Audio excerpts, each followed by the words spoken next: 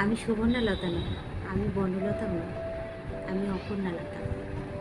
আমি এক পা দু পা করে পা টিপে টিপে ঘরে ঢুকছি, অমনি বুড়ির চোখে পড়লাম। ঠাকুমা বলল, ওই ছেড়ি, হাতে কি রে তুই? কি লুকালি? আমারে দেখা দেখি, হাত বার কর বলছি। এই রে, মনে মনে বললাম, বুড়ি আজ যায়নি সরলা দেবীর কাছে রাজ্যের গল্প করতে, বাড়িতে পড়ে আছে যে দেখছি। বুড়ি আবারও বলল, হাত বার কর বলছি। আমি এক বুক সাহস নিয়ে তাকিয়ে বললাম, এই দেখো দুটো আম। ঠাকুমা বলল, আবার চুরি করেছিস? আবারও করেছিস? তোকে না বললুম তুই সরলার গাছে হাত দিবি নে?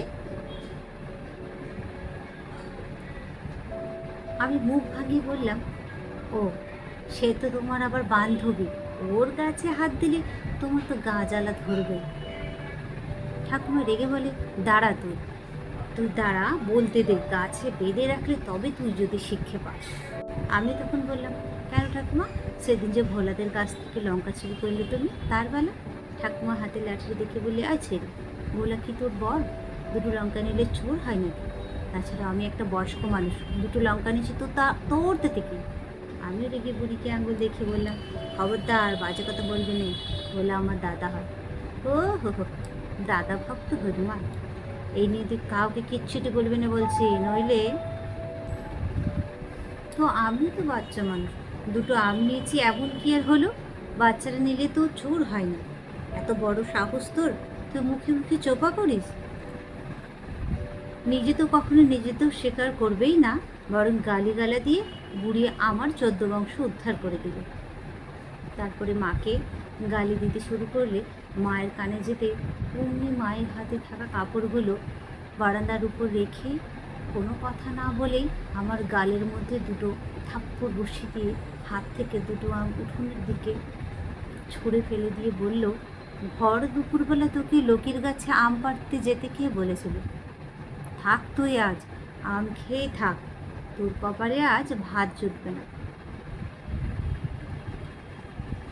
এই বলে মা চলে গেল, উপর থেকে আম দুটোও জুটলো না আমার কপালে। সেদিন দুপুরে ভাত জোটেনি।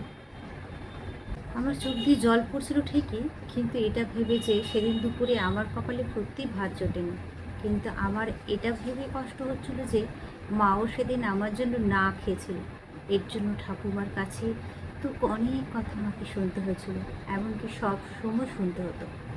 মাকে সে ছেলেবেলা থেকে দেখে আসছি গরু গাধার মতো সবার জন্য খেতেই গেল, অথচ বেলা শেষে সবার সবটুকু করেও তার কপালে গালি ছাড়া কিছুই জুটত না। প্রথম থেকেই ঠাকুমা আমাদেরকে এক চোখাপনা করেই দেখত, কারণ বাবার ছোট্ট একটা গুমটির দোকান আর দুই কাপড় ছিল সেই বিদেশি অফিসারের মোটা টাকার মাইনের চাকরি। তার জন্য ঠাকুমা তাদের ছেলেদের কখনোই দোষ ধরত না, বরং তাদেরকে ভালোবেসে আগলে রাখত। আর সবসময় আমাকে একটি কথা শোনাতো, ওদের সাথে তোর তুলনা হয় না, কারণ ওরা লেখাপড়া করে।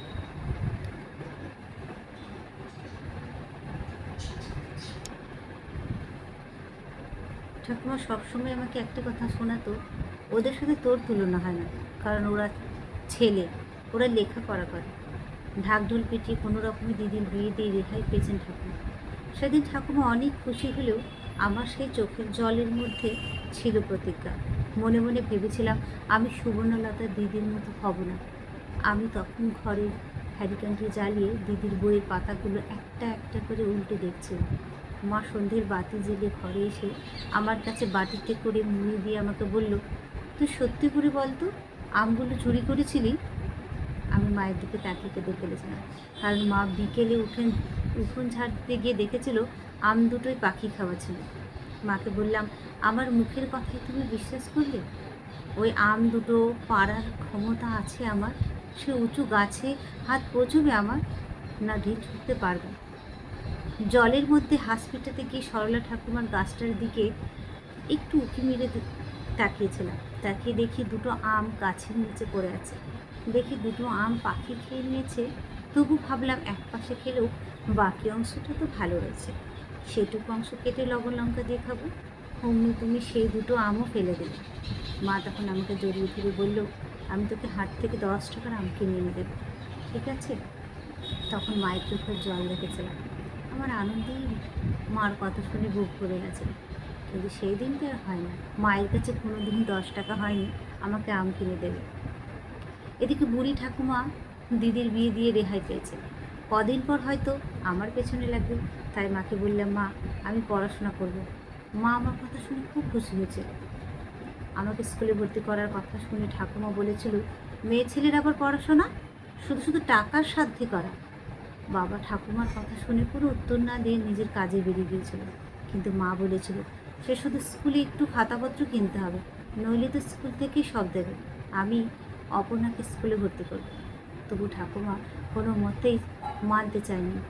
ওইটুকুটা ঠাকুমা সহ্য হয়। মেয়ে ছেলের লেখাপড়া করে কি হবে, এই নিয়ে অনেক কথা শুনেছিল। এই নিয়ে কী ঝামেলা, মা বাবাকে এক ঘরে করে দিল ঠাকুমা। আরও যদি পড়াশোনা করে সে আমার হাতে এক গ্লাসে জল খাবে না, এই জেদ নিয়ে বসেছিল ঠাকুমা। সেদিন মাকে দেখেছিলাম ঠাকুমার কথার অবাধ্য হয়ে আমাকে স্কুলে ভর্তি করতে। সেদিন খাতাপত্র কেনার জন্য বাবার কাছ থেকে মা প্রথম হাতে টাকা পায়। একদিন বিকেলের শেষে ভোলা দাদা আমার জানালার পাশে এসে আমাকে বলে, কী রে বনলতা, তোকে বেশ কিছুদিন ধরে দেখতে পাচ্ছি না, কেন রে? আজ খেলতে যাবি? চল না, চল আম কুড়োতে যাবো। আমি রেগে মুখ ঘুরিয়ে বলেছিলাম, তুমি চলে যাও, আমি আর কখনো আম কুড়োতে যাব না। তুমি আমাকে আর কখনো ডাকবে না। মনে কষ্ট পেয়েছি আমাকে কোনো কথা না বলে সে মাথা নিচু করে চলে গেছে। এমনভাবে বলা হয়তো আমার ঠিক হয়নি, আমিও কষ্ট পেয়েছিলাম। কিন্তু যে জেদ নিয়ে আমি এগিয়ে যাওয়ার চিন্তাধারা করেছিলাম, আর পিছনে ফিরে তাকাইনি। আমি সন্ধেবেলা হ্যারিকেন জ্বালিয়ে পড়াশোনা করছিলাম। ঠাকুমা সে আমার কাছ থেকে হ্যারিকেনটি নিজের হাতে করে ঘরে নিয়ে চলে যায়। বুড়ির মুখে আমি চোপা তুলে দিয়েছে, আমার কাকুর ছেলেরা পড়াশোনা করলে তোমার চোখে পড়ে না, আমি পড়লেই তোমার চোখে লেগে যায়। সেদিন ঠাকুমা অনেক কথা আমাকে শুনিয়ে দিয়েছিল, বলেছিল সবার সাথে সবার তুলনা করা হয় না। সেদিনের পর থেকে আমি ঠাকুমার সাথে প্রয়োজন ছাড়া কথা বলতাম না, যতটা না বলা যায় ততটাই দূরে থাকতাম। কোনো রাগ নয়, অভিমান ছিল, বড্ড অভিমান। আজ 10 বছর পর ঠাকুমার ঘরে পা দিলাম, কারণ ঠাকুমা খুব অসুস্থ। তাকে দেখার মতো আমার মা ছাড়া আর কেউ নেই, কারণ কাকু কাকিমারা তাদের ছেলে সবাই এখন অন্য বাড়িতে থাকে। ঠাকুমার খোঁজটুকুও রাখে না। বলুন, আমি, তুমি ডাক্তার, কেউ, তবে তাদের মধ্যে কেউ ডাক্তার, কেউ অফিসার হয়েছেন। ঠাকুমার হাতে যখন তুলো ঘষে ইঞ্জেকশন দিচ্ছিলাম, ঠাকুমা তখন কাঁপা কাঁপা গলায় আমাকে বলেছিল, কে রে, সুবর্ণা এলি নাকি? আমি বললাম, আমি তোমার চোর নাতনি ঠাকুমা। দেখলাম বুড়ির চোখ দিয়ে জল গড়িয়ে পড়ছে। আমি হেসে বললাম, দেখি একটু মুখটা, হাঁ করো তো, ওষুধ খেয়ে নাও ঠাকুমা। হাত বাড়িয়ে আমার গলার কাছে হাত বুলিয়ে বলেছিল, ওই বাক্সটায় 10 টাকা আছে, তুই নিয়ে যা না, আম কিনে আমার সামনে বসে খাস। আমি ঠাকুমাকে বলেছিলাম, তুমি 10 টাকা কেন, যত টাকাই দিয়ে আমাকে আম কিনে দাও না কেন, সেদিনে সেই দুটো আমের স্বাদ আমি আর পাবো না ঠাকুমা। বেশ কিছুদিন যাওয়ার পর ঠাকুমা এখন অনেকটাই সুস্থ। আমি মার দিকে তাকাতে মা আমাকে বলল, ঠাকুমাকে বলেছি তুই নার্সের চাকরিটা পেয়ে গেছিস। একদিন ভর দুপুরে ঠাকুমার ঘরের পাশ দিয়ে আমি যাচ্ছিলাম, এখন আমাকে দেখে বলল, বনলতা? অপর্ণলতা আমি, বনলতা নয়। যাকে ঠাকুমার দেওয়ার নামটা ভীষণ ভালো লাগতো। আমার কাছে আয় তো একটু বস। পাশে বসতেই ঠাকুমা আমার গায়ে হাত বুলালো। আমি বললাম, কেন, তোমার ডাক্তার নাতিরা আসে না তোমায় দেখতে? বুঝতে পারলাম ঠাকুমা তার ভুলটা বুঝতে পেরেছিল। তাই মা হাতের উপর হাত রেখে আমাকে আবারও বলল সেই কথাটা, তবে অন্যভাবে। সবার সাথে সবার মনের তুলনা হয় না, তুই যে আমার বনলতা নাতনি। আজ আমি ভীষণ খুশি। সেদিন আমাকে ঠাকুমা আঘাতপ্রাপ্ত কথা না বললে আজ আমি এই জায়গায় আসতে পারতাম না। আমি স্পষ্ট এটা বুঝতে পারছি যে কখনো কখনো বড়দের অভিশাপ বা আঘাতপ্রাপ্ত কথা আশীর্বাদ হয়ে দাঁড়ায়। তাই আমি আজ অপর্ণালতা থেকে ঠাম্মির কাছে, ঠাকুমার কাছে বনলতা হয়ে এসেছি।